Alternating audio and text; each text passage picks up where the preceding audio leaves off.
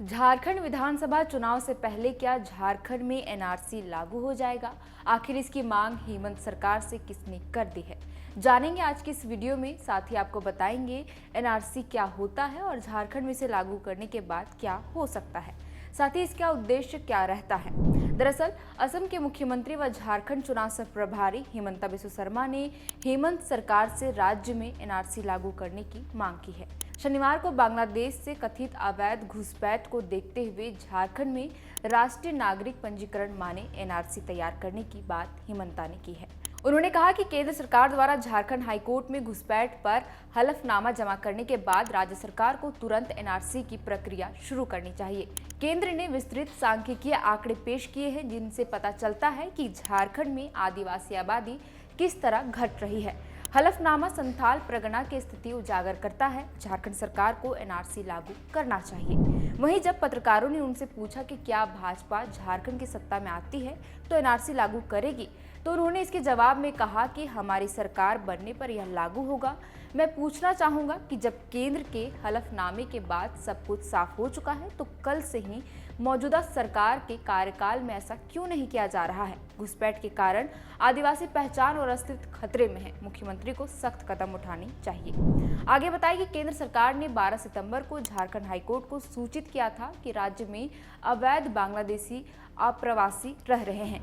कार्यवाहक मुख्य न्यायाधीश सुजीत नारायण प्रसाद और न्यायमूर्ति अरुण कुमार राय की खंडपीठ के समक्ष दायर हलफनामे में केंद्र ने कहा कि बांग्लादेशी अवैध रूप से साहिबगंज और पाकुड़ जिलों के रास्ते से झारखंड में घुस आए हैं। अगर 10 साल तक यही स्थिति रही तो डिलिमिटेशन के बाद आदिवासियों के हाथ में कुछ नहीं रहेगा। जिस तरह आदिवासियों की संख्या कम होती जा रही है, आज अगर नया परिसीमन होता तो संथाल में कितनी आदिवासी सीटें बचेगी? सब कुछ आदिवासियों के हाथ से निकल जाएगा। बता दें कि भाजपा शीर्ष के द्वारा जब से यहां प्रभारियों की नियुक्ति की गई है तब से लेकर अब तक लगातार भाजपा बांग्लादेशी घुसपैठ के मुद्दे पर प्रमुखता के साथ बोलती आ रही है, साथ ही राज्य सरकार पर हमलावर रही है। बहरहाल अब आपको बताते हैं एनआरसी क्या होता है। एनआरसी का full form national register of citizen होता है और भारत में मौजूदा घुसपैठियों की पहचान करने के लिए राष्ट्रीय नागरिक रजिस्टर माने एनआरसी को लागू किया जाता है। साथ ही एनआरसी में भारत में रह रहे सभी वैध नागरिकों का रिकॉर्ड रखा जाता है। एनआरसी की शुरुआत साल 2013 में सुप्रीम कोर्ट की देखरेख में असम में हुई थी। मीडिया रिपोर्ट्स के मुताबिक सरकार यह पहले ही स्पष्ट कर चुकी है कि एनआरसी को पूरे भारत में ही लागू किया जाएगा।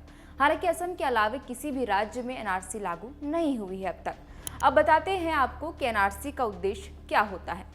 नेशनल रजिस्टर ऑफ सिटीजन्स माने एनआरसी का मुख्य उद्देश्य अवैध रूप से भारत में बसे घुसपैठियों को बाहर निकालना होता है और इसलिए हिमंता ने सरकार से मांग की है कि झारखंड में भी एनआरसी लागू हो, क्योंकि झारखंड में भी घुसपैठ की संख्या बढ़ती जा रही है और अगर कभी भी एनआरसी लागू होता है तो ऐसे में झारखंड में रह रहे नागरिकों को साबित करना होगा कि उनके पूर्वज 24 मार्च 1971 से पहले भारत आए थे। साथ ही भारत का वैध नागरिक साबित होने के लिए व्यक्ति के पास आधार कार्ड, जन्म प्रमाण पत्र, passport, citizenship certificate, refugee registration या सरकार के द्वारा जारी कोई वैध पहचान और अस्थायी पता का प्रूफ होना चाहिए। बहरहाल अगर झारखंड में सरकार एनआरसी को लागू कर देती है तो इससे संथाल परगना में बढ़ रहे बांग्लादेशी घुसपैठियों की पहचान हो सकती है। साथ ही बदलते डेमोग्राफी पर भी रोक लग सकता है। फिलहाल के लिए इस वीडियो में इतना ही। आप देख रहे थे द फोर्थ पिलर। मेरा नाम है श्रेया रतन। बहुत बहुत शुक्रिया।